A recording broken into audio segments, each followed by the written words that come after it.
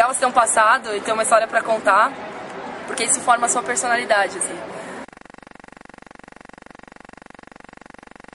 A única coisa que eu acho é muita perca de tempo. Essa nova geração fica só se inspirando nas coisas lá fora.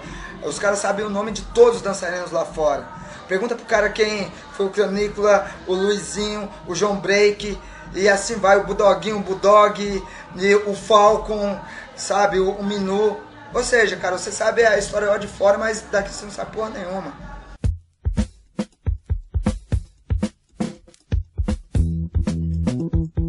Mais do que estética, o hip hop é um modo de vida.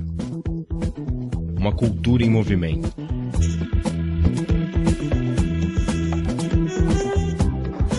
Então isso é sacanagem, sabe? Sacanagem com as pessoas que se doaram numa época que não tinha nada.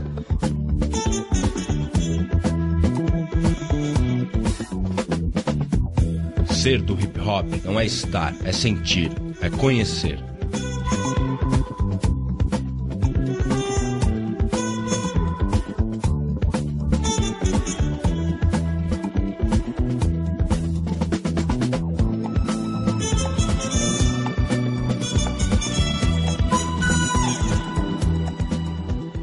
Poxa, a gente tem uma história do nosso hip hop que não perde de forma alguma para a história do hip hop no Bronx, que tem tudo a ver, cara. A gente teve as mesmas dificuldades, a gente se começou excluído lá, a gente começou excluído aqui.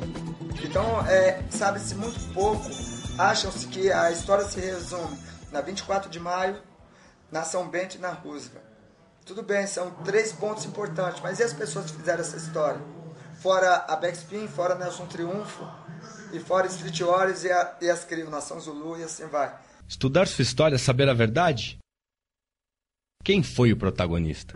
E a gente, como B-Boys, B-Girls, participante da cultura das danças urbanas, a gente tem que respeitar as origens, os nomes das pessoas que fizeram essa história. Temos que admitir que diferentes sabedorias que emergem em uma mesma época, numa mesma sociedade, produzam variadas concepções de memória e remetem a modos diferentes de história. Nós moramos num país que é um país sem memória. Platão nos diz que a memória é para aqueles que esqueceram.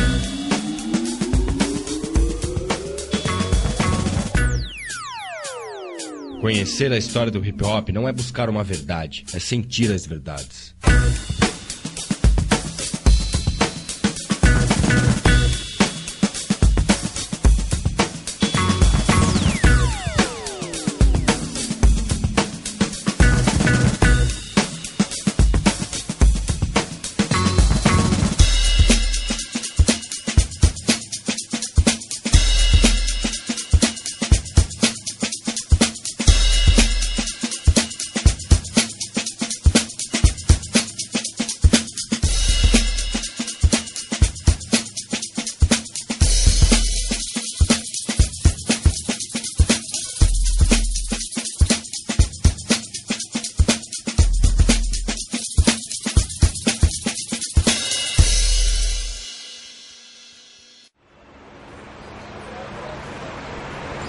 Sou Duguet Chabais, sou MC, saber o princípio das coisas.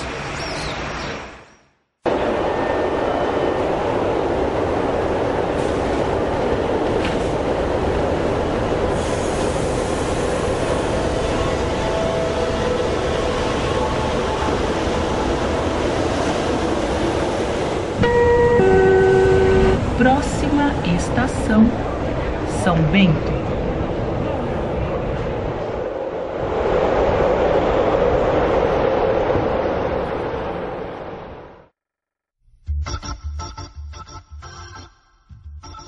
São Paulo, década de 20. O forte cheiro de café vinha dos bolsos dos barões do Ouro Verde de outrora e era sentido por 800 mil habitantes. O projeto civilizador republicano andava a todo vapor. A economia cafeeira dava lugar gradativamente a uma inicial industrialização com muita mão de obra barata. Novos costumes se mesclam com antigos e São Paulo começa a ganhar cara de cidade grande. O Ford T começa a aparecer na paisagem, disputando passagem com bondes da Light nas estreitas ruas do centro da cidade. Entre 1924 e 1925, uma forte seca levou a Light a racionalizar energia, diminuindo os bondes em circulação. Aparecem na paisagem os primeiros ônibus. Como proposta alternativa ao transporte público, a companhia canadense apresentou um projeto de sistema misto de bondes e ônibus, na qual previa linhas subterrâneas, tal qual o metrô. O plano foi rejeitado e ficou engavetado por anos.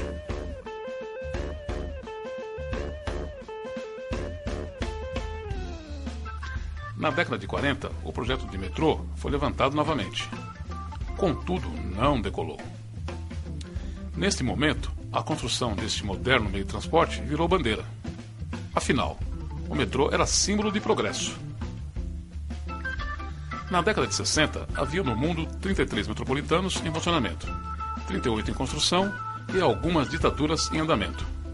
São Paulo estava no caminho certo.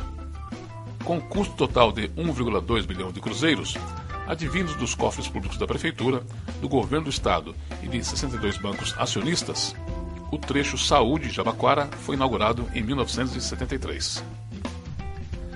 Figueiredo Ferrez, então prefeito, discursava sobre a obra colossal brasileira. A presença do presidente era imprescindível.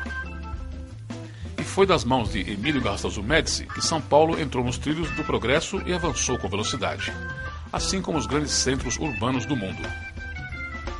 A cidade mudou, o mundo mudou, o ritmo mudou e as relações humanas também. São Paulo saboreava o doce do progresso com o custo amargo do desgosto. Longe na distância, mas próxima no tempo, Nova York era o modelo. Consumo, luxúria e vaidade. Um sonho de verdade, mas que compartilha do mesmo amargo da modernidade. Similaridade, afro-latinidade, criatividade. A cidade mudou, o mundo mudou, e o urbano ganha nova face. É nesse contexto que uma nova cultura nasce. As culturas nascentes da diversidade, ao sul do Equador, se tornam a grande novidade. Distantes na geografia, mas bem próximas no tempo, os guetos se comunicam e comungam de identidade. Nos anos 80, São Paulo já se destacava como uma das maiores metrópoles da América Latina. E o centro da cidade não era somente local de negócios e comércio. Era também ponto de encontro de diversas culturas urbanas.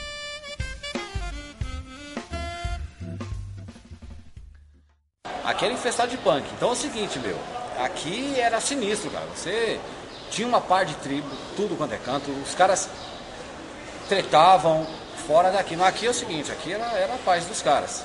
E os punk ficavam na escada lá com o movimento deles lá. Os caras levavam umas fitas lá, faziam uns rolos de umas braçadeiras, faziam umas tretas. A gente respeitava o espaço deles e a gente ficava no nosso canto lá dançando, fazendo o nosso movimento. Com o tempo a gente foi criando um vínculo. Tipo assim, teve algumas tretas lá. O mesmo ritmo que a gente foi chegando, os caras foram saindo. Se encontrava com os caras, nunca tivemos um problema com punk, cara. Não precisou de polícia, não precisou de urubu, que na época a gente chamava os urubu mesmo. Não precisou de ninguém. Teve uma vez que eles vieram em massa mesmo, vieram curtir mesmo, curtiram por nós, que foram e pegaram o destino. E até hoje eles estão por aí, os radicais mesmo são eles, e tiro o chapéu pra eles.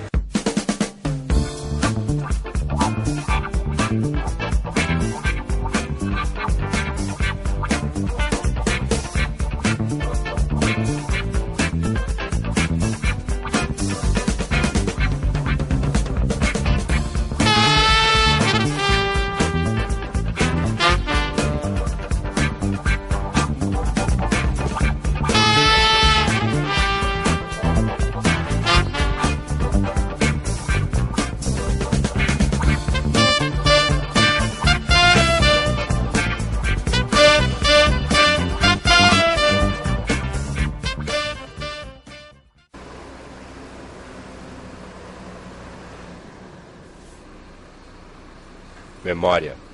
Propriedade de conservar certas informações.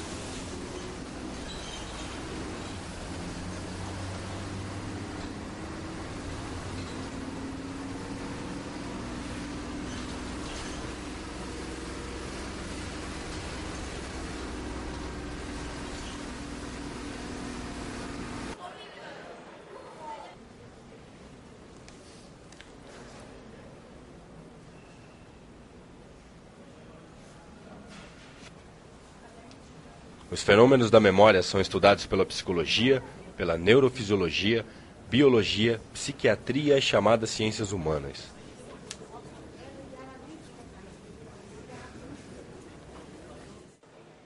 A memorização é resultado de um sistema de organização.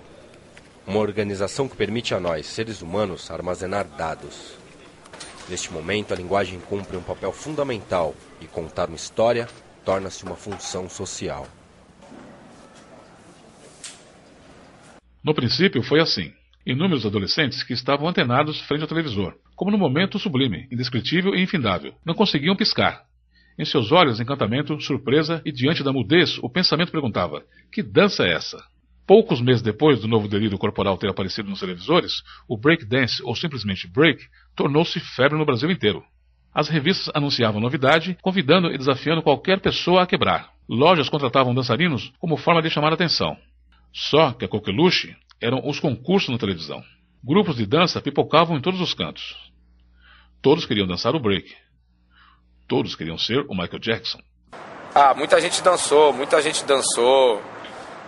Foi tema de abertura de novela. Era a época do programa do Tio Sam. Não entendi o enredo desse samba, amor. Já desfilei. Eles montaram uma crew de break. Gangue de break. Tremem break. E foi ali que eu montei a minha primeira mixtape, cara, no deck, que eles queriam dançar, e nós montamos uma sequência de músicas. Então eu vinha lá com o Frantic Situation, do Arthur Bambata, aí eu parava na pausa, já metia uma outra na sequência, e foi na pausa, eles tocaram com fita cassete e ganharam o campeonato de break dance. Montamos o The Masters Boys Break, né, de 83. Desculpa, velho. The Master Boy Break. Foi foda, né? Da hora, cabuloso. Entendeu? Dragon Break, Yellow Flash, era o nome dos grupos da época, né? É até engraçado, mas é verdade. Preferíamos tirar o The Masters Boys Break muito, blá blá blá blá, colocar uma coisa básica e bem original, gangue de rua. No Rio de Janeiro, na Baixada Santista, em Recife e em São Paulo, os dançarinos chamavam a atenção. Em São Paulo, um garoto com apenas 18 anos de idade ganha destaque. Recém-chegado dos Estados Unidos, Ricardo viu Nova York quebrar. Meu nome é Ricardo, eu fui um dançarino de break há uns 20 anos atrás. 16 anos eu estive nos Estados Unidos e lá foi o primeiro contato que eu tive com o breakdance. Quando eu voltei para o Brasil, eu falei, já que eu aprendi mais uma modalidade de dança, né? Eu vou chegar e vou começar a treinar e vou pro salão que eu dançava. Aconteceu o seguinte, eu acabei participando de uma festa e conheci o nosso amigo Ricardo aí fazendo um negócio que todo mundo que estava na festa ficou meio abismado, né, com o que ele estava fazendo, né? E eu fui um. E quando ele acabou de fazer aquele movimento, eu fui o primeiro cara a chegar nele e falar, cara, que negócio é esse? Que dança de louco esse aí? Beto, Adilson, Laércio e Francisco, com idades entre 14 e 16 anos, trabalhavam na feira. Foi dançando break que chamava a atenção do público para a banca. Talentoso, o quarteto produzido por Mr. Sun lançou um disco em 1984. Não foram os únicos. Electric Boogies, as gatinhas do Buffalo Girls e o original Villa Box também deram sotaque tupiniquim para a música eletrônica que fazia o corpo quebrar. Nos salões, academias e na televisão, o break era a sensação. Mas como na sua raiz, a rua foi o grande palco. A cultura que nasceu nas esquinas e becos dos bairros nova-iorquinos vai mudar a paisagem das ruas do principal centro financeiro e comercial da América Latina. E em 83, por intermédio de amigos nossos que iam buscar disco lá fora e tal, a gente ficou sabendo do break, toda aquela história do hip hop, que hoje a gente sabe que é hip hop, mas na verdade na época a gente não sabia nome de nada, assim, a gente só sabia que era uma dança robotizada e que se dançava na rua. Então a gente resolveu levar essa dança para a rua, né? E começamos a desenvolver do modo que a gente achava que era, né? Na época. A primeira vez que a gente dançou break aqui na rua, em São Paulo, foi em frente ao Teatro Municipal. E depois a gente achou melhor migrar para 24, né? Que já era um ponto histórico né, de encontro de blacks e tal. Eu comecei na 24 de maio porque tinha alguns amigos lá, o Maguila, o Def Paul e, lógico, o Nelson Triunfo, né, que a gente já curtia em bares black desde o final da década de 70, 78, 79, Palmeiras, Sideral e tantos outros salões que a gente ia. Assim, era bacana porque tocava funk, né, original funk, e eu me sentia muito bem naquele espaço ali. Billy, Pierre, finado Lila, finado Maguila, infelizmente. Fred, Isaac, Def Paul, Pepeu, Raul, Nelson Triunfo, essas pessoas que frequentavam o 24 de maio. Nelson Gonçalves Filho, com então 28 anos, era o linha de frente. Sua intenção era colocar o autêntico break no seu devido lugar, a rua. Eu trabalhava de office boy na época, né? E eu andava muito para essa região aqui fazendo os bancos, entendeu? E quando eu me deparei uma certa ocasião aqui com uma roda aberta aqui na rua 24 de maio, uma parte de gente, eu fiquei curioso em saber o que estava acontecendo. O que foi para mim chocante foi eu ver aqueles caras dançando ali na roda, entendeu, meu? Aquilo ali foi a coisa mais magnífica, que eu nunca tinha visto uma coisa tão sobrenatural, na minha opinião, que foi a dança do break, né, meu? Porque a primeira coisa que eu vi foi um cara com um óculos cheio de luzinhas, né, meu? Com um boné de lado, assim, uma roupa toda quadriculada e fazendo um movimento tipo de robô, meu. Aquilo ali foi que me encantou. Quando eu cheguei na Dom José de Barros, 24 de maio, pra mim foi onde nasceu o break pra mim. Foi a primeira vez que eu vi o Nelson Triunfo. Eu tinha matado aula lá no Senai, fui pra lá, vi aquela roda aberta, o André tava dançando lá, Raul, tinha o Charles, o Paul, o Billy, o Fred, uma rapaziada lá, tudo dançando. E eu cheguei na roda, eu queria dançar, todo mundo olhando, tudo mais. Aí eu cheguei pro Nelson, primeira vez que eu tinha visto ele na vida, eu falei, ô cara, tô dançando essa roda aí. Ele falou, ó, espera só um pouco aí. Aí o pessoal dançou, caramba, quatro. Quando a roda terminou, você passava o chapéu, tinham pego dinheiro, caramba, quatro. Não tinha mais ninguém olhando, ele falou pra mim, ó, dança aí. Não, agora eu não quero, não tem ninguém olhando. Pô, eu queria dançar pra todo mundo me ver. Aí ele fez assim, o Nelson fez assim, ô Mendes, na minha roda eu preciso saber, meu, quem é que tá entrando. Eu falei, você tá me testando? Então, peraí, malandro, desci no chão, saí rodando a milhão. Parei assim, a hora que eu levantei, ele fez assim, ô Mendes, qual é o teu nome? Eu falei, meu nome é Jackson.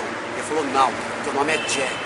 As coisas que aconteciam na rua era engraçado, porque às vezes vinha uma pessoa da Rede Globo contratar gente para fazer uma abertura na novela, de repente vinha a polícia, enquadrava todo mundo, e mão pra cabeça, tira a roupa aí, Nelson. Foi até engraçado que a polícia foi dar uma geral na gente e falou, você aí, tira a roupa aí, baixa todo mundo, tira a roupa.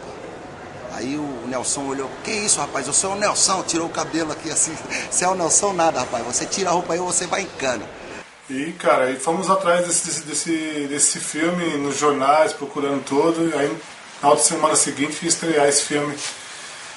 Cara, foi um rolê pra achar esse filme no cinema, né, cara? Fomos no Ipiranga, fomos em Pinheiros. E nesse dia que nós fomos no Ipiranga, foi até como é que era feito aquele negócio do giro de costas, moinho, né, cara? Tesoura que nós chamávamos na época, eu não sabia os nomes, né? No filme do Beat Street, uma vez teve racha dentro do cinema, porque não tinha lugar, dançou no carpete. Beat Street, assisti das 10 da manhã às 6 da tarde no Cine Hits.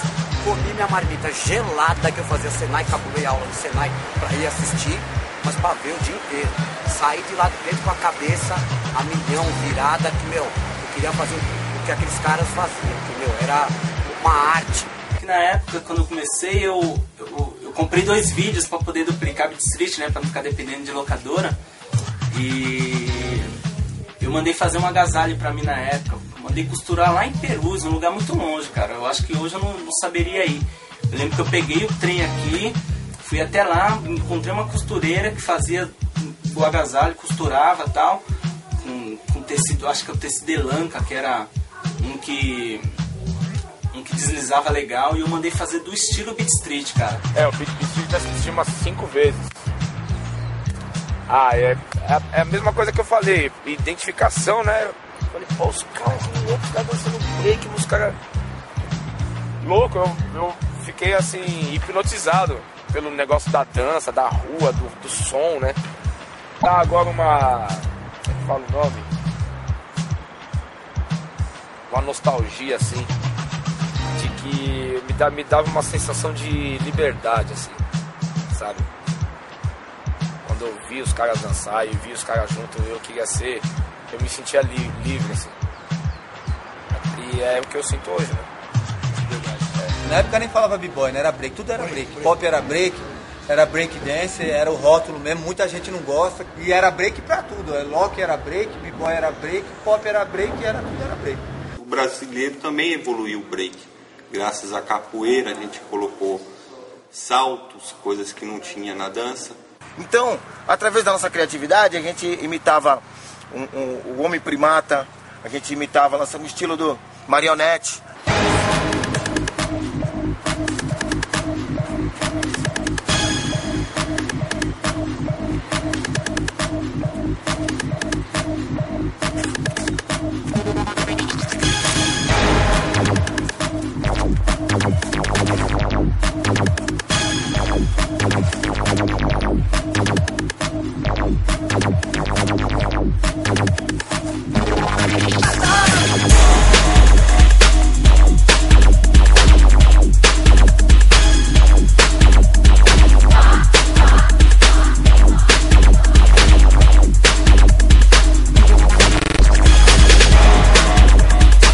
Descobriu um diamante, mas a gente tinha que lapidar. A gente teve que reinventar o break, porque o break foi inventado nos Estados Unidos, mas não teve ninguém que veio de lá pra cá na época pra gente poder treinar e pegar a fita dos caras e assistir. A gente via eles dançando uma ou outra vez num clipe e a partir daí a gente teve que inventar o break no Brasil, reinventar ele aqui para o Brasil. Ainda bem que naquela época a gente não tinha muita informação vinda de fora, que daí desse jeito o nosso break foi puro. Ele veio da alma mesmo. João Break. Esse foi o cara que teve a ideia de fazer um ponte na São Bento. Aí o irmão dele, o Luizinho, trovou um cara da minha turma na época, nós éramos os Furious Breakers. Aí ele deu um toque pra esse parceiro meu e nós colamos lá na São Bento. Tava começando o point. Os caras falaram, vai começar um point no sábado. Putz, nós colamos. Tinha muita gente, tinha o João, o Luizinho, o Serginho, Goianinho lá de Jundiaí, uma rapaziada, alguns de Guarulhos, alguns da Zona Leste, Zona Sul, assim, mas não eram muitas pessoas. O movimento estava só começando ali naquela época. Eu e o meu irmão participava de uma gangue que na época chamava Dynamic Bronx, lá no Bom Retiro. A gente treinava dentro de uma igreja de padres. E aí teve uma época que o padre disse que a gente não podia continuar treinando lá, porque lá, como um lugar sagrado, né? Atrapalhava um pouco as visitas das pessoas que iam participar. Aí a gente conseguiu, através do metrô Liberdade, do metrô da Tiradentes, dentro do espaço que tinha umas cabines de telefônica, e lá a gente conseguiu treinar todos os sábados ali, e junto com essa mesma gangue. E até que chegou um momento que o pessoal de segurança do metrô pediu para que a gente se evacuasse do local, né? E aí a gente saiu na caminhada dali da Tiradentes e fomos até o metrô São Bento. Quando a gente chegou lá, a gente se deparamos com alguns punks, que a gente teve que fazer os caras entender qual era o nosso movimento. Eu, meu irmão e o pessoal do Brazilian Breakers, como talvez o meu irmão não tenha citado isso para você. O Brazilian Breakers eram uns caras também que curtia lá no Bom Retiro, junto com o Dynamic Bronx, né? Isso aí foi em 1985. Pô, naquela época, quando começou, foi eu, meu irmão, mais esses meninos aí que era da Dynamic Bronx. Depois apareceu o pessoalzinho de Jundiaí, o Baianinho. E teve um outro pessoal também da Nação Zulu. Apareceu a Backspin. Quando eu cheguei lá, então já estava formado, né, o cenário. Então as pessoas iam para trocar informações, trocar ideias, trocar treinamentos. Então a gente sabia coisas que as pessoas não sabiam, tá?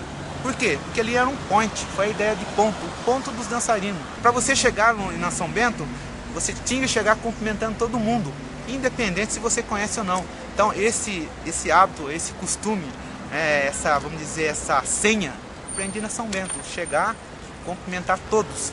Na verdade, a gente aprendeu, tudo que a gente sabe até hoje assim, da cultura hip hop, as primeiras aulas, as primeiras coisas que a gente aprendeu foi lá. Assim. Eu vi um cara da Zona Norte com uma informação que um cara da Zona Sul não tinha, ele trazia outra, e todo mundo trocava informação. Assim. No início dos anos 80, quando a cultura veio pra cá, era muita coisa de bairro. Então a gente fazia a cultura hip hop no Combustível, junto com outros caras. Tinha gente que fazia na Zona Norte, na Zona Sul. E a São Bento era um lugar que todo mundo chegava, de diferentes áreas de São Paulo. E ali o bicho pegava mesmo, assim. Tinha as turmas, eu lembro, Street Warriors, a Backspin, Nação Zulu, Crazy Crew. E a São Bento era o sonho de todo mundo, porque pô, a gente dançava na rua, ou era em cima de papelão, ou em cima de qualquer coisa, e quando o pessoal falou, pô, a gente conseguiu a estação do metrô, a gente já estava influenciado pelos filmes com aquela coisa de encontros no metrô, né? Que você assistia aqueles filmes metrô de Nova York, a gente tinha aquela impressão que no metrô tudo se acontecia, tudo se fazia. Então a gente estava contente porque a gente tinha o nosso metrô agora também para fazer as coisas, né? E pô, você chegava lá, aquele chão de mármore, porra, era muito legal. Ser ou estar? O estar é incerto. Quem esteve na moda passou. O ser. O ser é a entrega, a paixão, é viver na alma. Sim, na alma, que renasceu diversas vezes na existência e contemplou todas as coisas existentes, tanto na terra quanto no Hades. E por isso, não há nada que ela não conheça. Abre-se as cortinas, começa o espetáculo. No grande palco a céu aberto, dançarinos fazem o show.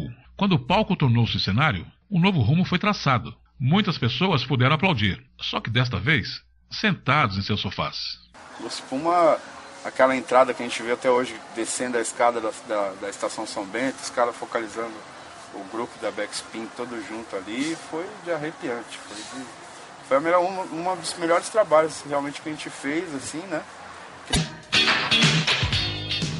Com direção de Emílio Moraes, o seriado Lúcio Puma, exibido pela TV Cultura no ano de 1986, assim como as primeiras reportagens que apareceram nos jornais, davam destaque para o hip-hop. Imitar o Michael Jackson já não era mais o essencial. As calças eram dobradas, mas não curtas.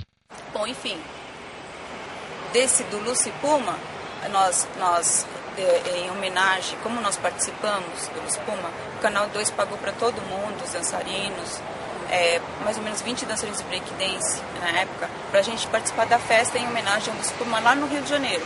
Naquele dia, quem estava era o DJ Malboro. E era assim, era 20 mais ou menos, porque juntou Nação Zulu com a Backspin, contra de 20 a 25 dançarinos de breakdance contra os 60 cariocas. 7 anos depois, a coisa já estava em outro patamar. Foi uma época, tipo 92, muita gente estava parando de dançar para cantar rap, para virar DJ. E a São Bento estava esvaziando. Aí nós fizemos a primeira mostra nacional de hip hop. Quem apoiou a gente foi o Guerra 10, Instituto da Mulher Negra. Foram 4 meses correndo atrás da parada, sem recursos, sem experiência. Colocamos mais de 30 turmas para dançar, mais de 5 mil pessoas para assistir. Passou em todos os canais de televisão. Parecia os gols da rodada. Quando eu vi um Xerox dizendo Festival São Bento, tinha, esse papelzinho é muito legal, ele continha dizendo assim, falava, ó, encontro, vai ser um festival, não é racha, não é batalha, não é competição, não é nada. É um festival. Onde as pessoas vão se apresentar, fazer um showzinho, fazer o que quiser. Você tem tantos minutos para fazer o que quiser. Aí lá tava dizendo assim, os critérios, as exigências que eram, tinha que usar agasalho igual, ou uma roupa igual, do caralho. Isso, tipo, mano, isso é crew, isso é as gangues mesmo, é isso aí, é rua. Quando eu saí do metrô com a minha crew, do vagão, primeiro que no vagão tava cheio de gente já vindo pra cá. Isso já era, caralho, você ficava assim, pô, que coisa incrível. Imagine como que vai estar lá isso. Gente vindo de tudo quanto é lugar do Brasil.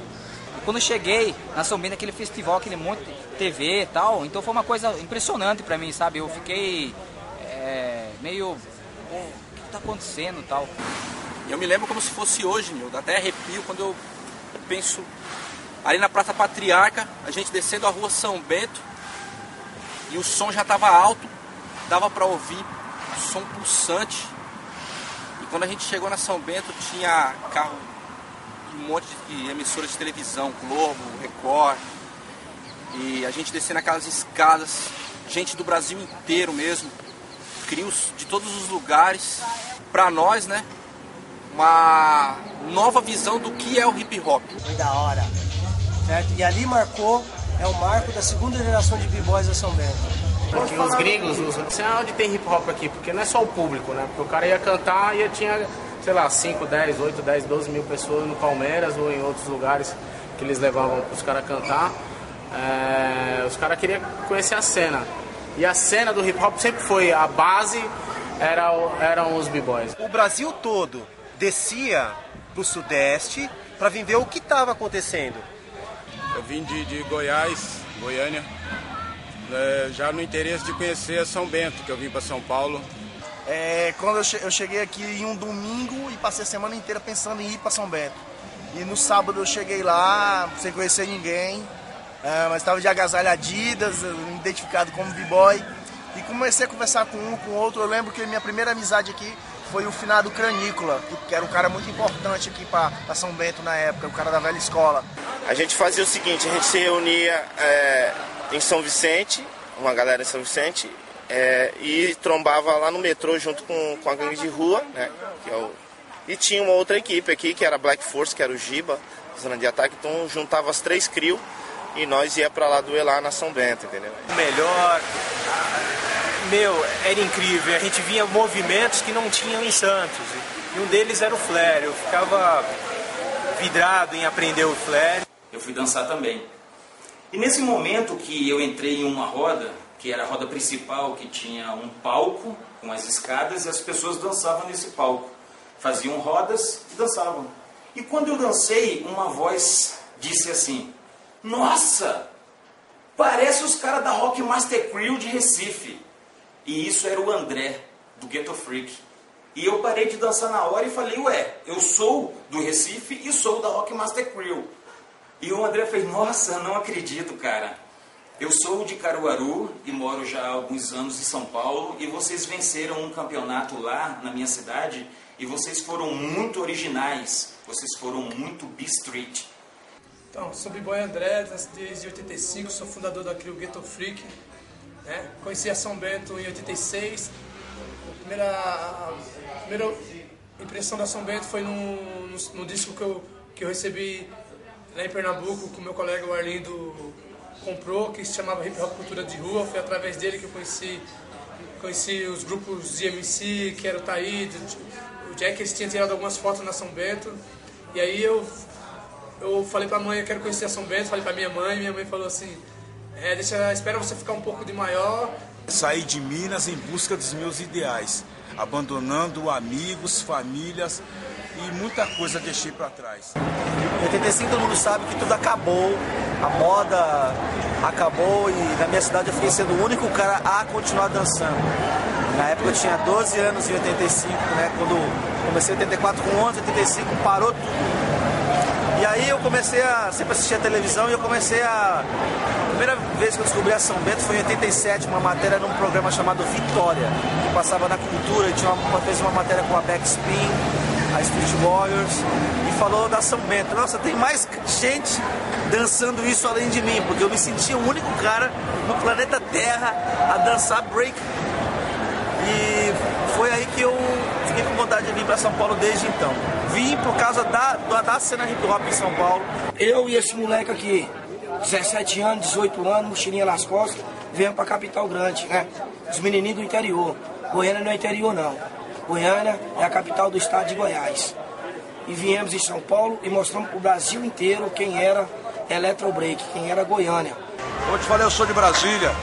E é muito interessante porque existia um movimento, né, já paralelo em Brasília, mesmo antes da gente conhecer São Paulo. Isso é uma novidade. Muitas pessoas falam que o movimento hip hop nasceu em São Paulo e não é verdade. O movimento hip hop ele pipocou no Brasil todo. Isso é louco. Então, pela primeira vez, quando nós ouvimos falar da São Bento, foi através do Taíde DJ1, quando ele estourou em Brasília, em 89. E já tinha um movimento hip hop totalmente formado. Nossa, tinha os magrelos, tinha não era DF Zulu, né, mas era a Electric Bugalu, certo? O Dentinho, que era um dos maiores dançarinos de todos os tempos de Brasília. Nós tínhamos o Chocolate, nós tínhamos o DJ Rafa, Leandronic. O Rafa hoje está meio gigantão, mas o Rafa era um exímio dançarino de break. Tinha o Beat, certo? Tinha o Tibirinha. Então, quer dizer, foi toda a geração assim dos anos 80, meados dos anos 80, né, que marcou a época em Brasília. Então, todo respeito a São Bento, mas Brasília também sempre falou alto. Porque em Belo Horizonte é uma cidade quente, muito calor, ela é quente, né? Minas Gerais, né, é quente. E inverno lá é 15 dias só, 10 dias, olha lá. É quente. Então quando a gente falava de São Paulo, descobri que tinha gente de São Paulo, a gente ficava, pô, São Paulo parece com Nova York, por causa do Beat Street. E a gente gostava de andar no calor com jaquetão, com bobonaco, todo né, de touca. E lá do pico, maior calor, você suando todo por baixo.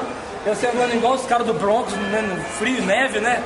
Aí São Paulo remetia o quê? Remetia que era parecido. A gente, pô, São Paulo faz frio, lá já tem aquela parada, né? Depois de ir pra lá, já tinha esse desejo de ir pra São Paulo justamente por causa de São Bento. Meu nome é Roger G, o pessoal também me conhece como Dentinho, principalmente o pessoal mais old school, que quando a gente dançava aqui em Belo Horizonte, a gente não sabia se existia hip hop em outro estado, né? A gente tinha suspeitos assim, mas a gente sempre ficava na dúvida. Aí, graças a um amigo nosso que foi em São Paulo em 87, iniciozinho de 87, e como ele conhecia um pessoal ali nas galerias da 24 de maio, ele ficou sabendo que tinha um lugar onde o pessoal se encontrava, que era São Bento.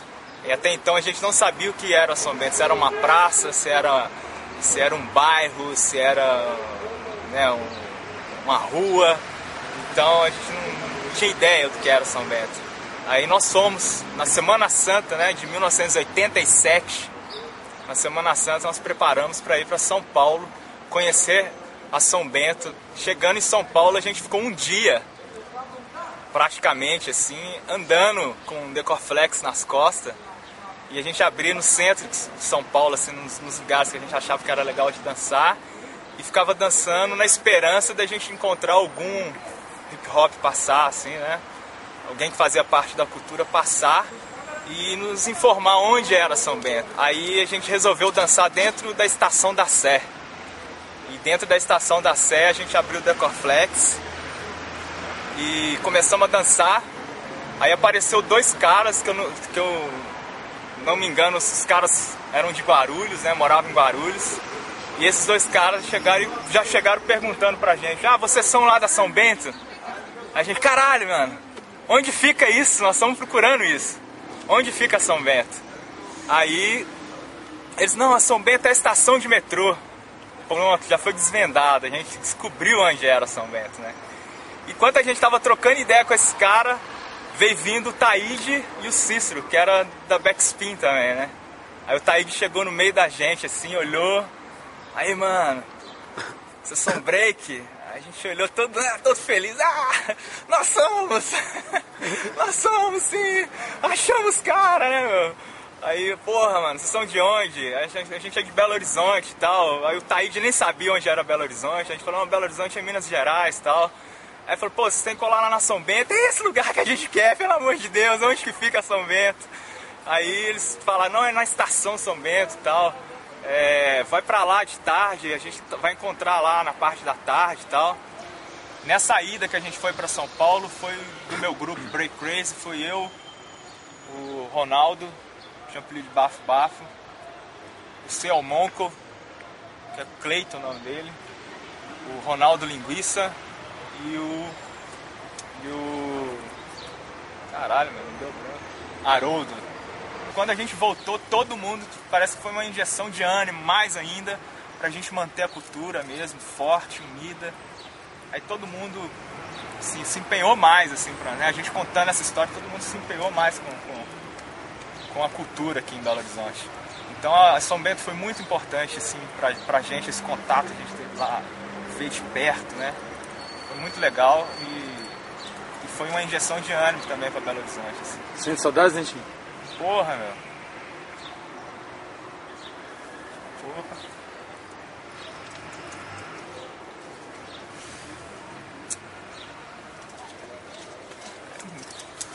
Caralho.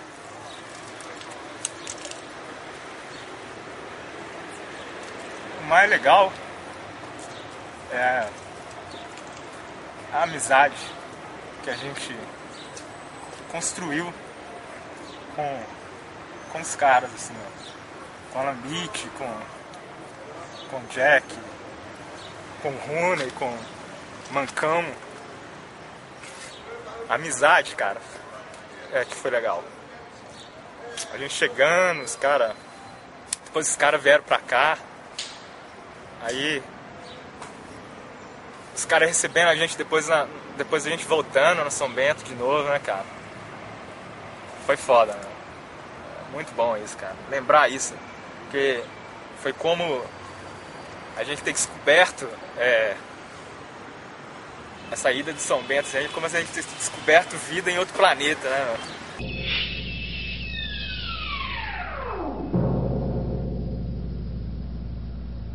I am the funk overlord. I have come to take control of your mind. Who controls the present controls the past. Who controls the past controls the future. Funk.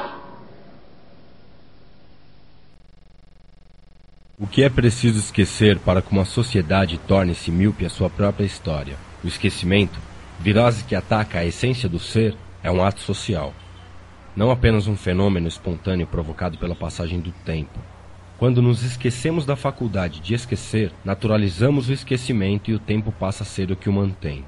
Desnaturalizar o esquecimento é um exercício para não se apagar a memória coletiva e não deixar a alma enferma. De 93 para cá, mudou muita coisa, mas uma coisa não mudou, o compromisso que a gente tem de passar a informação adiante. Se hoje você não tem mais aquela pasta com um monte de papel, leva seu notebook, velho. Então você imagina, a gente não tinha internet, a gente mal tinha um telefone, tinha fax. Só que a gente não tinha contato com os Estados Unidos, com o Japão, com a Ásia, com a França, com a Inglaterra, com nada. Então, para nós importar um livro, demorava 5 anos. Para uma pessoa ir para fora, quando a pessoa fosse, ela possivelmente podia comprar um livro. Então, assim, quando eu tive o acesso a Sparking Art, que foi em 95, o livro foi lançado em quase 4 anos antes. Foi lançado em 90. Então, tem uma passagem muito grande de tempo. A gente, para ter informação, era muito difícil, era muito cara. Antes, se você tivesse uma fotinha, você tinha um grande patrimônio. E cada um levava sua fotinha, cada um levava seu patrimônio. E só era tesouro porque você podia compartilhar com mais pessoas. Na verdade, a curiosidade me trouxe a São Bento. Queria saber quem que existia por trás dessa cultura. Eu sempre ouvia boatos de, tipo assim, as pessoas lá, elas tinham informação, eram anteriores a mim. Então isso pra mim eu queria informação, eu queria gente que pudesse me dizer de onde veio toda essa minha cultura, fora e aqui. O Marcelinho da Backspin era um cara que ele sempre vinha com umas pastinhas de escolar preto, assim, de educação artística, assim. Aí ele tinha dele cheio de reportagem, foto. Um fato louco, assim, foi quando o Pex do Jabacora Breakers, ele chegou com uma foto no grafite do Bronx, mas uma foto mesmo, que um amigo dele, acho que tava lá, alguma coisa assim. Ele chegou com uma foto do Bronx, de um trem do Bronx, tirada de cima, assim, longe. E era um puta de um grafite foda, assim, tá ligado? E era emendada a foto, eram 2 fotos que montava uma, assim, com durex atrás, eu lembro. Aí eu falei assim, cara, eu preciso muito dessa foto. Eu infartei, eu nunca tinha visto uma foto de um trem, tá ligado, no Bronx, onde a parada nasceu tudo, assim, sabe? Aqui tinha meio que uma disputa de quem trazia mais coisa, por exemplo. Eu vou falar de algumas batalhas que houve aqui, que eram umas batalhas veladas. Por exemplo, batalha de informação. Toda semana tinha grupinhos que se uniam para poder ver quem trazia mais informação. O cara trazia um jornal, o outro trazia um recorte, o outro trazia uma fita de VHS. Ninguém conhecia ninguém sabia onde ninguém morava, mas algumas vezes, né? Tem a frase que essa fita não vai chegar no mas a informação ficava. Não, então. A gente batia muito de frente com a rapaziada. Pra quê? Pra que a rapaziada se organizasse, que não perdesse o espaço e que usassem os agasalhos, cada um fizesse sua cor de agasalho. Pra quê? Pra que a direção do metrô não condenasse a gente, não criasse um preconceito, achando que aquilo era coisa de gente que não tinha nada o que fazer. E essa batalha ela se acentuou principalmente depois do festival, tanto que o metrô ele criou um termo de cessão do espaço para a gente. Eu tenho até hoje esse termo, para mim é um documento histórico. O Marcelinho, o Bentes, enfim, algumas pessoas mais influentes ali na São Bento se dirigiram até a gente fizeram a seguinte pergunta pra gente. Perguntaram assim: cara, vocês são b-boys? Tomamos uma decisão, vamos se organizar assim, vamos acatar aquilo lá que os veteranos, as pessoas mais informadas aí do movimento falaram, que eu acho que é o certo realmente. Eu vestido de agasalho, tênis com a lingueta pra fora, malandro, eu tô pronto pra guerra, tava vestido pra guerra, era minha armadura mesmo. Eu adorava usar um conjunto Adidas, um conjunto da Nike, uma testeira na cabeça, ou um boné. Eu andava só desse jeito, então era dessa forma. A vestimenta pra mim era essencial, eu tinha que estar num visual bacana, eu tinha que mostrar quem eu era. Quantos agasalhos com redinha costurada, né, tinha nas costas. A gente chamava de bolo de aniversário, aquelas, tipo, as espumas de pôr na cabeça, pra girar de cabeça. Hoje ninguém nem pensa em usar um negócio desse, que vai ser o mais panacão dela.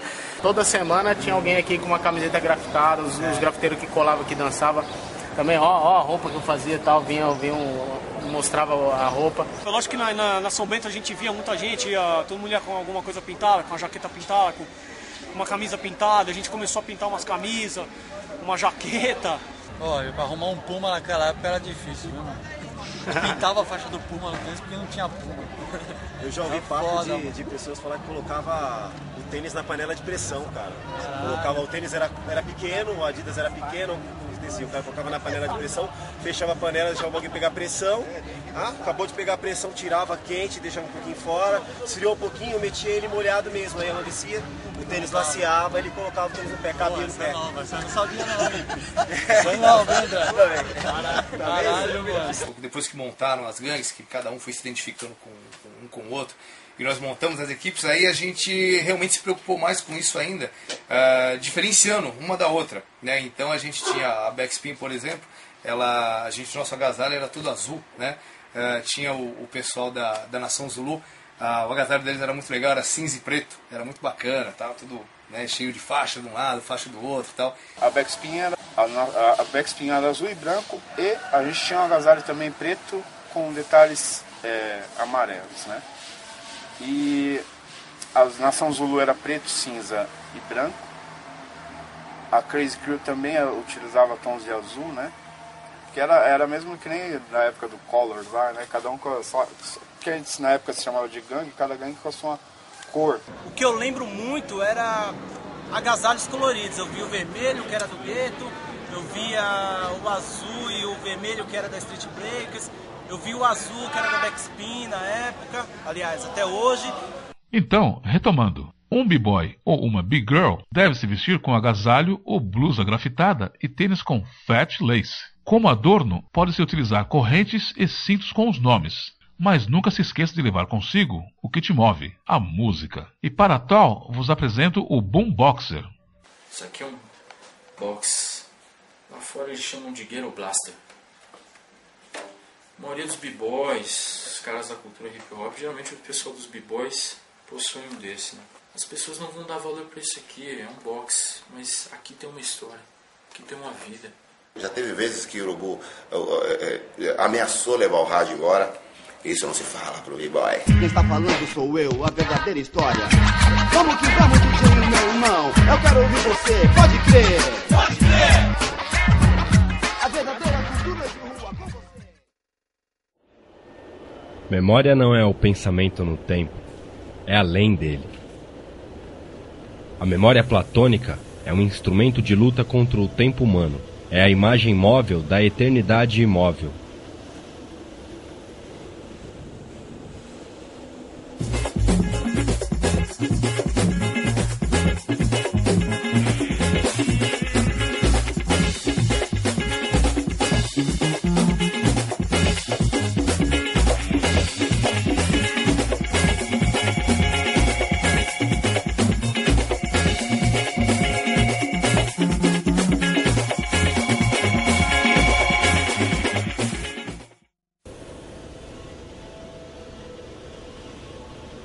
A essência de uma cultura é alma. Quando ela se encontra com a dos indivíduos, o legado é perenizado. Perene, mas não invulnerável às patologias. O esquecimento é uma patologia social, que coloca a história oficial numa linha tênue entre a perfeição e a imperfeição. A reminiscência é a chama que que é o Ruberval e o Cassius, que tinham uma proposta de lançar um LP Só pra eles, né? só para eles, só que eles não foram egoístas, eles foram na São Bento e procurou o pessoal para quê? Para carregar o hip hop.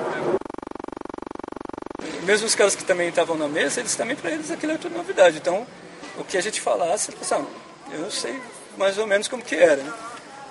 E a gente foi passando e saiu. Aí saiu. Assim, a sorte é que tinha pessoas também que estavam envolvidas que já tinham um pouquinho mais de noção, né? Que era o Akira S.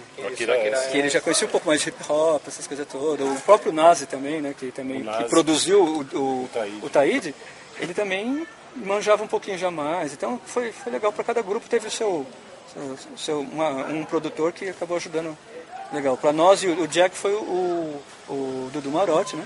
Quase 40 mil cópias vendidas na primeira semana do Hip Hop Cultura de Rua.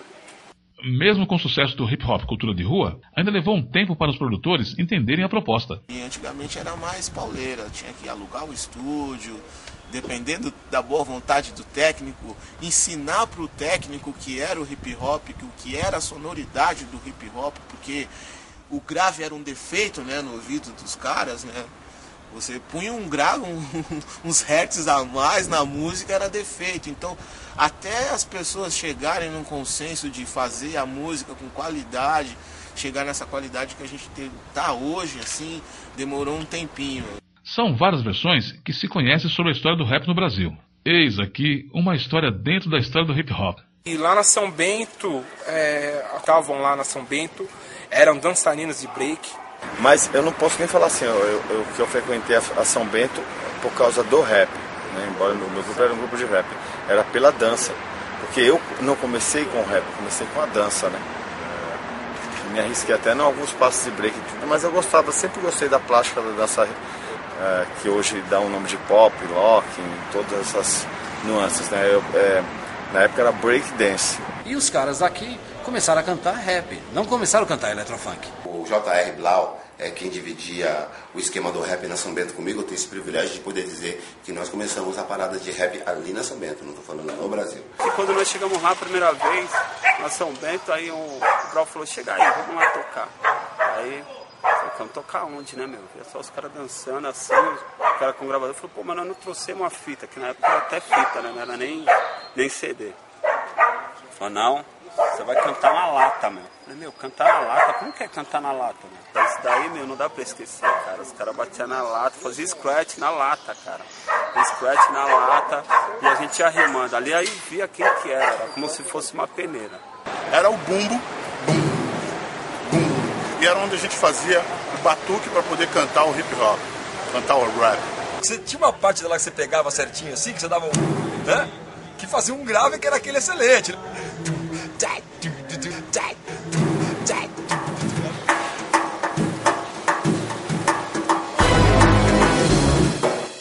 Isso tinha rádio. Mas não era nem isso, porque nós não tinha mesmo instrumental essas fitas, então não tinha como mostrar. A lata do lixo tinha uma sonoridade cabulosa. Eu sempre fui do samba. Então já reuni uns 3, 4 maloqueiros em volta da lata, tinha uns maninhos de Guarulhos. Chamava Fantastic Force. Eram meus amigos lá. E eles gostavam dos meus rap. O legal da lata de lixo é que, na verdade, as pessoas, elas começaram com uma brincadeira e essa brincadeira se tornou séria. O nosso som tomando conta, invadindo sua casa, e se esse som estourar? Problema? Sim, problema. O rap incomodou muita gente, subverteu a ordem e virou destaque. E é inevitável falar a respeito. O grande divisor de águas do hip hop foi a junção da Zona Sul com a Zona Norte, que foi quando Mano Brown e o Ice Blue, BB Boys na época, se juntaram ao Ed Rock e o KLJ e formaram o grupo Racionais MCs. Segura a bronca que essa aqui eu não falei pra ninguém. Estou ficando injuriado, vou dizer o que tem. Faço os conceitos que essa gente tá fazendo por fazer, falando coisas realmente não tem nada a ver. Dizem que os rappers de São Paulo fazem letra sem sentido. Isso é um grande engano, nunca sequer nos ouviram. O Grandmaster Flash e o Melle Mel da história nacional. Foi Taíde e DJ1. A música rap cresceu demais. Foi perseguida, porém um dos seus maiores nomes não pôde acompanhar o processo. Pode até falar pra mim que o primeiro foi esse, foi aquele. Pra mim ele foi o primeiro. Eu não vi ninguém fazer rap antes de... Qual que é o nome dele, irmão? J.R. Blau. Nunca vi ninguém fazer rap antes dele, principalmente de improviso. Se teve alguém, me desculpe a minha ignorância, mas eu não vi. Na rua, eu não vi. E isso foi em 85, 86. Depois veio o Taíde fazendo alguma coisa, o Pepeu mostrou alguma coisa gravada na Bandeirantes, acho que foi o primeiro a gravar alguma coisa assim. O rap do Sebastião lá. O rap do Bastião. Mas na rua mesmo, fazendo de improviso, foi J.R. Blau. Que é o Flávio Paiva Júnior, J.R. Blau ou Júnior Blau, para alguns, meu primo. O Blau já era um amigo de infância, amigo de escola. Então assim, nós éramos vizinhos de rua. Ele morava numa travessa em Pinheiros, eu morava na outra. J.R. Blau era um negão palmeirense do Vila Madalena. Você acredita? Já era uma peça rara, Preto G5, Redito. Ele era palmeirense, ele era radical, ele era defensor do rap cru, rap raiz, puro, sem mistura. Um dos caras que eu sempre tirei o chapéu pela sua postura era o J.R. Blau. O Blau, ele tinha uma ligação legal, assim, não só dentro do rap. Ele navegava, assim, por todos os estilos, assim. Então, ele tinha conhecimento com o pessoal do rock, com o pessoal do punk, ele se relacionava com os carecas, ele falava com o pessoal do samba. Ele tinha a sua vestimenta, ele gostava de usar aquela luvinha dele com os dedos cortados, aquele óculos meio pá, né? Aquela barba por fazer. O Blau, ele tinha o óculos, né? Aquele óculos dele doidão lá, que ele abria a lente em cima já há 1000 anos atrás. Aquele chapeuzinho do Chaves, que ele tinha um chapeuzinho tipo do Chaves, assim. Então ele tinha uma postura, uma característica ímpar. De vez em quando, o Blau aparecia lá, com os óculos chapados, as botas, sempre um estilo louco. Eu falava, esse negão é chapado, né? Ficava doido, mano. Ele sempre foi meio sério, ligado? O grande poeta do hip hop, né? Porque ele trabalhava o real com a fantasia e transformava isso tudo em poesia. Mas aí eu fiquei muito mais amigo dele fora da São Bento, né? Como parceiro, de escrever algumas letras, de ele levar as ideias do Blau dentro do movimento, era uma coisa impressionante no sentido que ele tinha uma visão do lance do que viria a ser. Ele estava um tempo à frente do que era o rap, né? O cara tinha uma mente fantástica, ele era dinâmico em tudo que ele fazia. Infelizmente foi uma perda. Não, porque eu estava viajando no meu balão e aí eu estava em cima da não sei o que lá, e ele ficava viajando o mundo inteiro. Mas de onde você tirou essa informação, Blau? Pô, vocês ficam aí trocando informação toda hora e vocês não sabem que há hip hop no mundo inteiro? Não tem, mano. É só em Nova York, só no Bronx e só na São Bento. Não, mano, você precisa viajar. Viaja no meu balão. Aí ele vinha no improviso. Não, porque o meu balão passava por cima do oceano, ia pra África. Na África tinha os negros e não sei o que lá. Você tá achando que... Ele inventava as coisas. Ele sempre levantou a bandeira do hip hop. Então esse é tipo um título que ele tem assim que acho que outro MC não tem, não. Vamos lembrar de uma coisa. Do hip hop. Desculpa, André, mas lembrei aqui agora que você falou. Ele tinha uma música que era assim: eu sou b-boy. Tu é b-boys, ele é b-boys, nós somos b-boys. Nós somos b-boys, somos da rua. Eu sou b-boy, tu é b-boy. Ele é b-boy, nós somos b-boys. Eu sou b-boy, tu é b-boy. Ele é b-boy, nós somos b-boys. Nós somos b-boys, somos garotos de rua. Mostramos para o mundo que a história continua. Daqui a pouco passa o Blau cantando. Ele cantou uma música que chamava Faz Scratch no Fogão. Eu olhei, eu fiquei doido, meia-noite, mais de meia-noite, minha mãe dormindo pra ir trampar, eu fiquei doido, eu fui acordar ela, falei, mãe, o Júnior tá na televisão. Dr. MCs, Dr. J, MCA, DJ Smokey T, dedicam esse rap à memória de J.R. Blau, que se encontra em um outro plano de vida. Irmão, nós e todos que te conheciam, desejamos que você descanse em paz.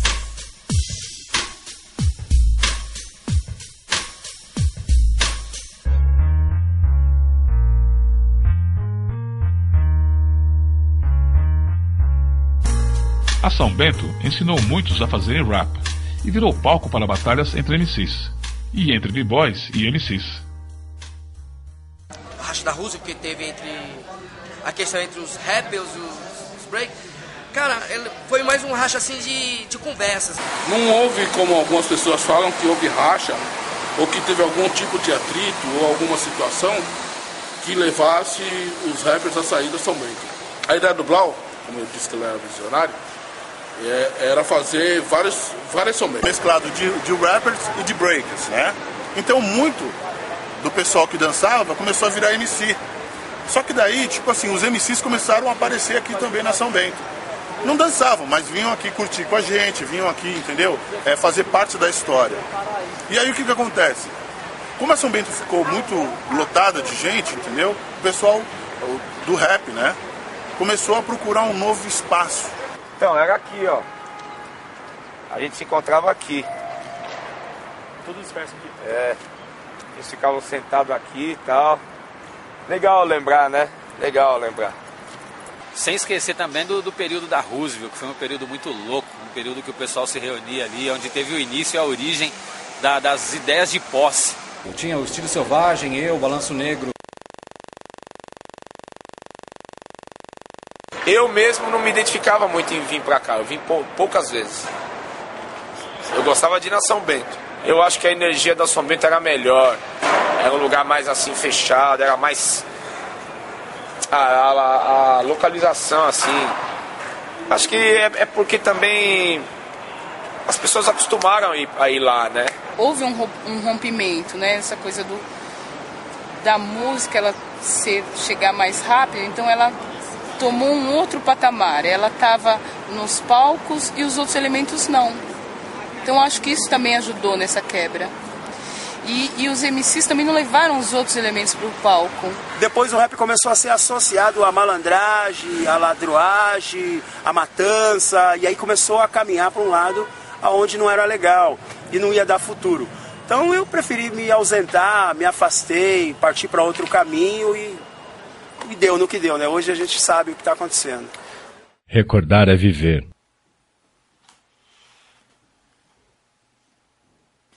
Mas como sentir saudade de algo que não se viveu? O homem é fruto de seu tempo.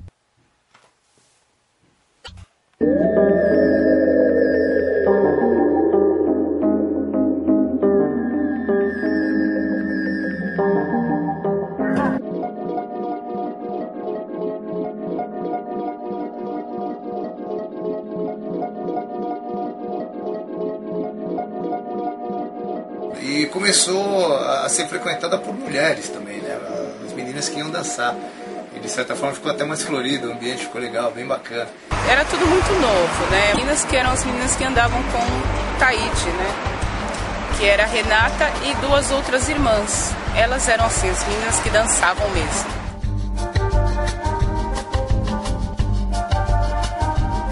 Eu não via mulher em nenhum lugar. Eu conheci com o tempo o Taíde e começou a namorar e eu entrei na Backspin.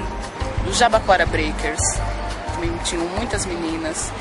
Tinha o Jabaquara Break Girls, de tantas meninas que tinha. Elas começando o movimento agora, elas deviam se unir um pouco mais, sabe? Happy girls. Nunca existiu o que eu quero dizer. Nem para mim, muito menos para você. Amigo não existe, amigo não presta. Amigo só serve pra jogar conversa. Eu tinha mil colegas, amigas pra valer. Vou contar uma história e vocês vão ver. E eu não tinha noção do que era tudo aquilo ainda, sabe? Eu era pequenininha, eu era menininha, não tinha muitas mulheres assim como hoje, mas as mulheres que tinham, elas eram tratadas com igualdade mais do que hoje, assim, eu acredito nisso. Assim. A Beth também, ela dança hip hop, né? Então eu queria que como você começou a dançar? Como você teve a ideia de dançar? Eu sempre quis aprender, né? Aí eu não conseguia ninguém que me ensinasse. Aí eu conheci um menino, ele começou a me ensinar. Comecei a aprender isso até hoje. Faz tempo que você frequenta aqui a São Bento? Faz um ano e pouco. Um ano e pouco? Então dá uma mostra pra gente aí, vai lá.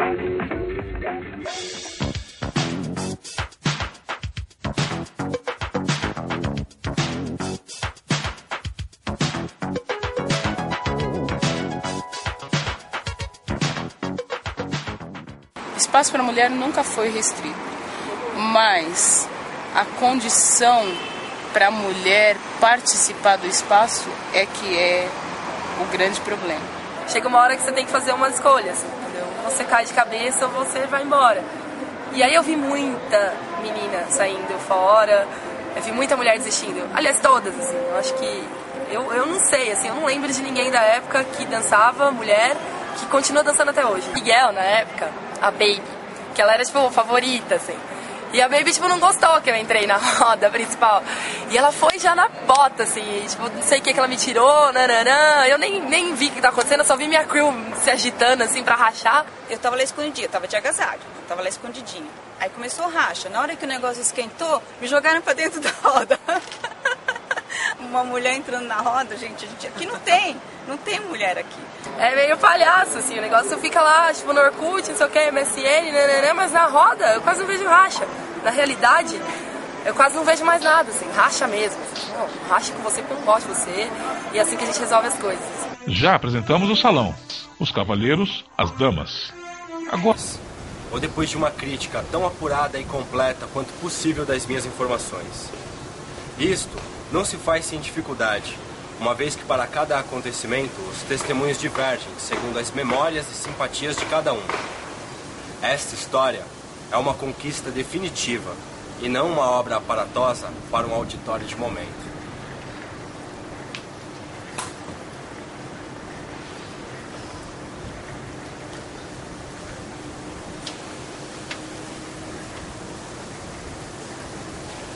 Porque tinha aquela coisa de... aquela rivalidade com as outras crews, mas ao mesmo tempo, porque o conflito também faz parte do negócio. Era mais rua, e isso é a essência do hip hop, principalmente do breaking, assim. É dali que a gente veio, é da rua, é da gangue, é da... Sagrado. A sede de informação, o desejo de ser, de aprender, de superação, eram os combustíveis dessa geração. Só que nem tudo eram flores e encantamentos. Até porque não teria graça. Lá não era a escolinha da titia Teteia. A gente não pode dizer que era um mundo maravilhoso, não. A gente tinha muitas intrigas, brigas por nada. A gente era também, talvez, acho que a gente era muito imaturo. Todo 25 anos, no máximo, as pessoas que frequentaram lá. Talvez por causa dessa imaturidade, a gente brigava muito, discutia por nada, por causa de fita, por causa de imagem, por causa de recorte de jornal, quem fazia certo, quem fazia errado. Existia muita separação. Antigamente, na época da São Bento, não tinha essa de você chegar e falar, ó, chega aí, vamos, aprende isso aqui. Os caras tinham muito ranço, ninguém queria ensinar ninguém. Era cada um por si. Uma mão, eu rolei no chão com o maluco lá, o tripa do Jabaquarabe, por causa de uma touca, cara.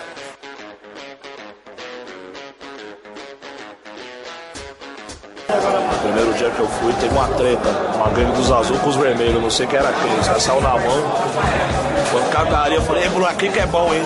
E tinha o tal do Capeta, né, que dançava lá também, O Capeta tinha uma gangue grande. E eu via lá, uma vez eu lembro de um racha que eu vi lá com o pessoal de Goiás, que não foi fácil não, cara. Tinha o pessoal lá, da turma do PEX, que o negócio não foi fácil não. Eu não quero mentir, mas eu acho que saiu uns burros, cara. Eu acho que saiu um burro. As 4 gangues que, as mais importantes tiveram. Backspin, Street Warriors, Nação Zulu, Crazy Crew. Os maiores rachas que tiveram foram entre essas 4. Era tipo assim, o time A do negócio. Meu, Crazy Crew. O pessoal da Crazy Crew, a gente já rolou até paulada e pedrada, meu. No Ibirapuera. Com a Crazy Crew era foda, mas assim, nunca ninguém saiu gravemente ferido. Não é que a gente não tinha medo de ninguém, a gente confiava no taco. Eu sei dançar, eu confio no meu flare, eu confio no meu suicídio, confio no meu moinho, minha gangue tá afinada, nós estamos prontos, sem os pontos fracos daquela, tinha isso tudo. Ninguém chegava de alegre também, eu vou estudar outra coisa.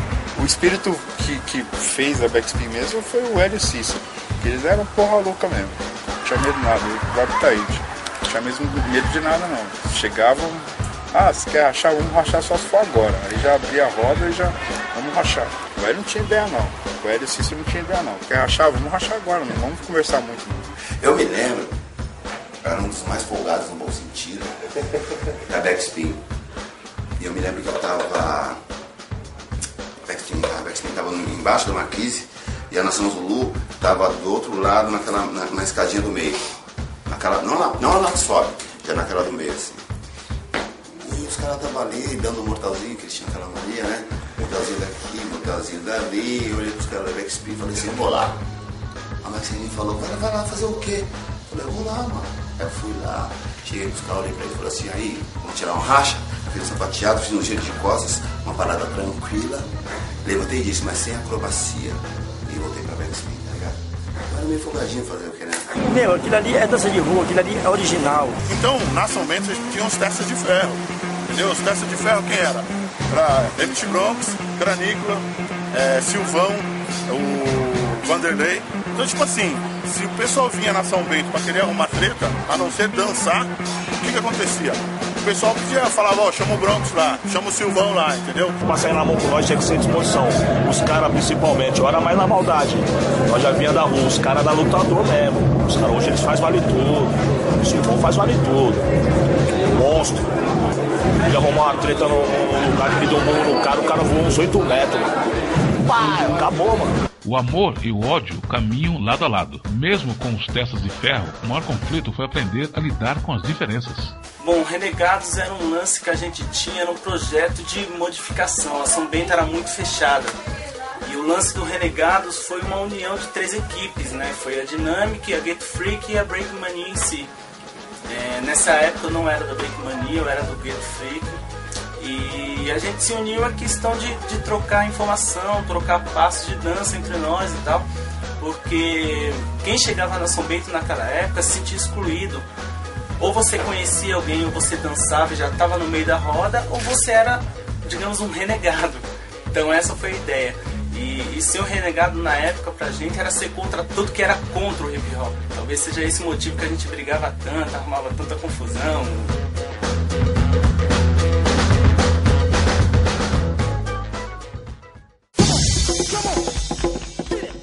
Começou a aparecer uma parte de gente que não dançava, que estava interessada em outros tipos de cultura, que eram parecidas com a nossa, mas não era exatamente a nossa, até chamava de pé de barro. Os moleques gostavam de fazer move, só move, não era da cultura, não era de fazer realmente a dança, não era hip hop. Assim. E se eu não me engano, posso estar errado, mas quem começou com esse papinho de pé de barro, eu acho que não foi só ele, mas um dos, foi Marcelinho Backspin. Chegava pra mim toda hora, falava de pé de barro daqui, pé de barro dali. No início até achava que era pedir barro pra alguém, né? Não que era pé de barro. Achava que era pra pedir barro. Até que a gente começou a se entender nesse assunto. Aí eu vi por aqui era pé de barro. Na época, rapaz, você tinha que dançar bem pra não ser chamado de pé de barro. Tinha que grafitar muito bem pra não ser chamado de pé de barro. E tudo que era pé de barro era ruim. Comédia. Eu nunca fui pé de barro. Eu acho que não tem que dançar só por dançar. Certo? E a São Bento ensinou isso. E os caras da antiga, que mostravam isso, tinham uma certa dificuldade com a molecada nova. E eu era uma dessas molecadas novas. Até porque gerou um lance do pé de barro. Ah, tem os pés de barro e tem o style. Pé de barro. Naquela época foi colocado o cara que não dançava. E sim, ele executava movimentos e não estava com a vestimenta adequada. A maioria dos caras que começavam naquela época, que gerou o pé de barro, não tinha condições, ele vinha na condição que ele podia. E já uma galera que já tinha um conhecimento a mais disso, já vinha num agasalho, mais inspirado no filme, The Street. E a gente, como era do contra, fizemos camisetas, nós somos pé de barro. Tá entendendo? Já pra gerar mais polêmica ainda. Já que tá falando que nós somos pé de barro, então a gente vai assumir que somos pé de barro. Quem era? Na época tinha muitos nomes, né? Que frequentava São Bento, como Tanzinho, Frigé, Pelota, Dario, Tique, o Dedé, eu que tava também nessa bomba, Chuchu e outros caras que dançavam na época, também não vou conseguir lembrar de todos. Mas tinha uma galera muito grande, entendeu? E a gente montava esse time, essa turma. Careca também, lógico, porque até então pra nós que só fazíamos move, que era só movimentos, power move, tinha uma visão de que o break era aquilo. Nunca foi o break. Aquilo que nós fazíamos era um dos itens do b-boy. Eu lembro que tudo isso teve um fim. A gente, uma época, foi vetado aqui e fomos dançar em frente ao banheiro do Vale do Anhangabaú aqui. Ficamos quase 2 anos dançando ali, 1 ano e meio aí. Foi uma luta, ali só ficou quem gostava, ficou pouca gente. E depois foi aí depois voltamos pra cá uma época, provisoriamente. A gente ficava guerreando entre os guardas e a gente pra dançar, os caras paravam. A gente depois teve uma época que só podia ir em cima do palco. E foi dali pra frente, acho que meio que teve períodos e nunca mais teve São Bento em si. As pessoas não vinham pra cá e tinha garantia de que ia ter um monte de gente dançando. Sempre tinha uma outra crew, Resistência, os caras da Resistência, SB, Renegados, Brickmania, Bricks and Wars, tipo, tinha um monte de gente na época, assim, tipo, que vinha, Backspin, veio vários caras, a molecada nova aparecendo na gueto. A gente perdeu espaço, resumindo, todo mundo voltou pras vilas e foi treinar. Não existiu nenhum lugar que realmente você fala assim, virou um ponto de encontro. Existia eventos isolados, teve muitos eventos isolados, que conseguia reunir um pouco de gente, mas realmente um lugar onde se encontrava nunca teve mais, infelizmente. E fomos assim, cada um foi procurando um espaço, um lugar para dançar, porque a pessoa que gosta mesmo da dança, ela não vai parar. Não tem um lugar, a gente procura outro, não tem som, a gente dança através das palmas, não tem palma, a gente improvisa um box, leva as pilhas, e assim, tá no sangue do B-Boy, da Biguel.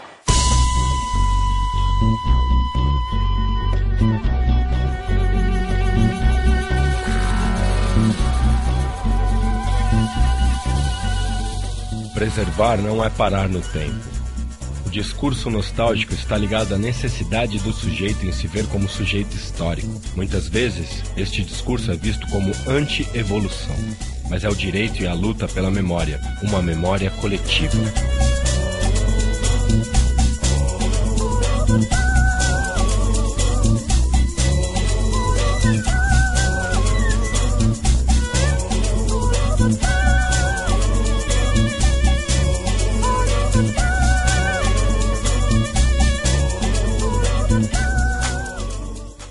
Começar a falar em saudade. Saudade é pouco. Saudade da vibração que tinha os anos 80, isso sim. Que acho que quem viveu os anos 80, 84, 85, essa época, quando estourou o break aqui, que era meio moda, depois a coisa começou a ficar mais séria, acho que quem viveu isso e tava numa roda dentro de um baile, tipo Tio Sam, Fantasy, Club House, e via aquela coisa ferver assim, acho que essa vibe que tinha, acho que só quem viveu os anos 80. Assim. Hoje em dia é legal pra caramba, mas não acabou. Não acabou, a galera não deixou morrer, mas você sabe como que é, anos 80 foi anos 80, cara. Depois veio os 90, depois 2000, mas não sei, tinha uma magia no ar que era foda, cara. A coisa de você ver o Beat Street pela primeira vez no cinema, sabe? Você sai de lá, você fica maluco. O que é isso? Na verdade, o que ficou da São Bento foi um grande aprendizado.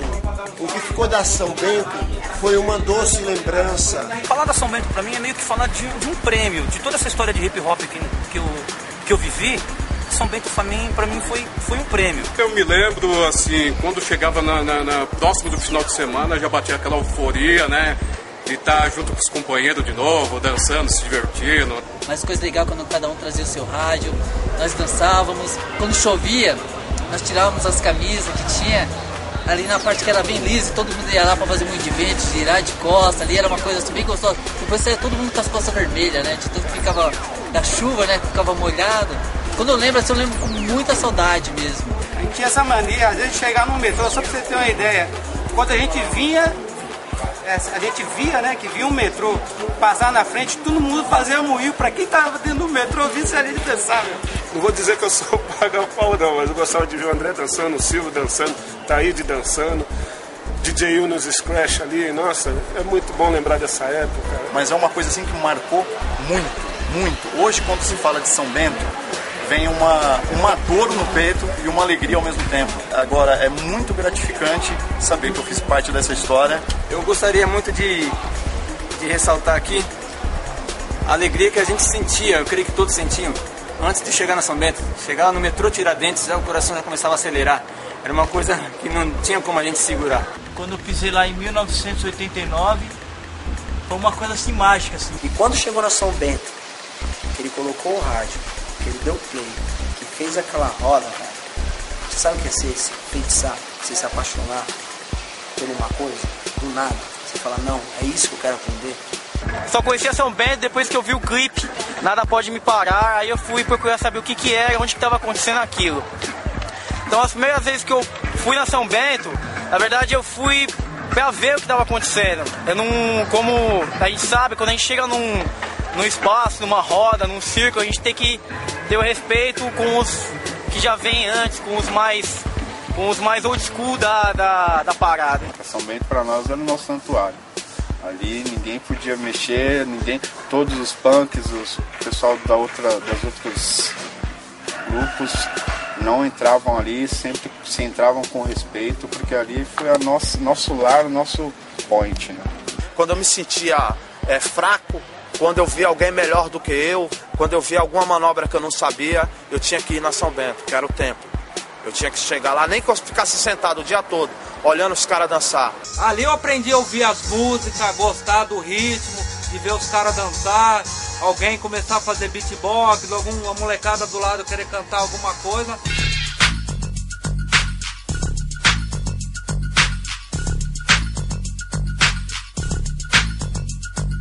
Estuda no Rap Dance, não dá, estuda, não dá, estuda no Rap Dance, não dá, estuda, não dá, estuda no Rap Dance, não dá, estuda, não dá, estuda no Rap Dance, não dá, estuda, não dá, eles nos selecionaram. Nos chamaram de matéria que não utilizavam os piores alunos das piores escolas.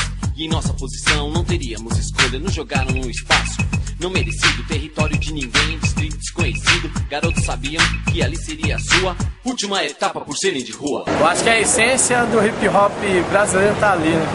Havia pessoas ali cultivando e praticando uma arte maravilhosa chamada breaking, que faz parte de uma cultura chamada hip hop, que é fantástica. Então, por diversas vezes eu ia na São Bento para assistir essa cena, para ver a roda movida por um box, pela música que saía do bom box pequeno, e as pessoas batendo palma, os b-boys batendo palma e dançando com aquela alegria. Na minha vida, particularmente, a São Bento teve um papel fundamental, porque foi ali que eu pude ver, experimentar o breaking, o hip hop em sua essência. A São Bento tinha uma mágica, que ela fazia o hip hop não entrar na mente só, e sim no coração, cara, na alma. Isso daí, quem foi da São Bento, cara, não esquece, né? Hip hop na veia, cara, não adianta o cara hoje pode estar trabalhando de outra coisa, ser advogado, ser professor, sei lá, mano, qualquer coisa, assim, que ele esteja trabalhando numa outra área, mas o hip hop, mano, continua na veia, cara, não adianta. Quem foi da São Bento sabe do que eu tô falando, e quem não foi, pelo documentário vai saber o que foi a São Bento. O documentário Nos Tempos da São Bento vai ser um documentário que veio pra coroar toda essa galera aí que tá no corre há muito tempo aí. Não tem nada que vai tirar isso de mim, entendeu? Eu fiz parte, graças a Deus, de uma história muito importante no Brasil, dentro da cultura hip hop. Eu fiz parte do Largo de São Bento do metrô, onde se encontravam as grandes estrelas do hip hop nacional. Hoje que a gente vê o tamanho da repercussão de tudo isso, né, que aconteceu com a São Bento. A gente não imaginava que podia chegar nesse auge que está hoje, entendeu? Praticamente virou uma história, né, no hip hop brasileiro. Voltar, isso aqui não volta mais, não volta. Talvez um ponto onde o pessoal se encontre. Eu fico triste hoje em dia por ver algumas coisas que têm acontecido por não existir mais uma São Bento. Infelizmente, a nova geração não soube aproveitar muito, entendeu? Mas o pouco que aproveitou sabe o que era São Bento realmente. Ficou na história, beleza, maravilha. Cada um conta a sua história, a sua participação, mas voltar não volta. Quem sabe em outro local, até com o pessoal mais antigo. Nação Zulu, Street Warriors... tantas, cara. Pelo amor de Deus, Guerra de Cores, Santo André, Backspin. Que nem aquele jogador de futebol que para de jogar e fica sonhando que tá jogando, entendeu? É a mesma coisa, às vezes eu sonho que eu tô dando. Talvez a geração São Bento viveu a cultura hip hop que eles iniciaram lá de uma maneira muito mais calorosa do que tudo que aconteceu acima da linha do Equador. Antes de uma modernidade, existe um clássico antes, e a São Bento é um clássico. Então isso é São Bento, é fazer, na verdade, entender o que é a cultura hip hop. B-boy, MCs, DJs e grafites. E as histórias dentro da dança, pop, rock, b-boy e as danças sociais. O que é dançar hoje? Eu pergunto pro pessoal, o que é dançar hoje? O que é dançar hoje? Pra mim, dançar hoje não é igual dançar igual antigamente. Não é. Tem uma distorção. Hoje a gente tem b-boys precoce, sabe? Que o cara vai lá, mete uma fita. Não conheceu realmente assim na veia o que é você olhar um cara, ver o cara fazendo ali ó, originalmente e você com medo de falar pro cara, me ensina. Eu passei por isso. Passei na São Bento.